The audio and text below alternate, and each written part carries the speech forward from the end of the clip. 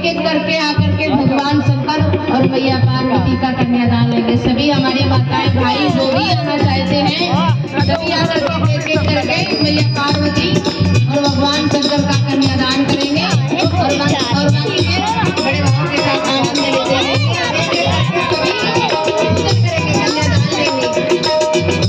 और गंगा लगाते हुए कहना है बोले शंकर भगवान की पर चढ़ल आव दुल्हा सरकार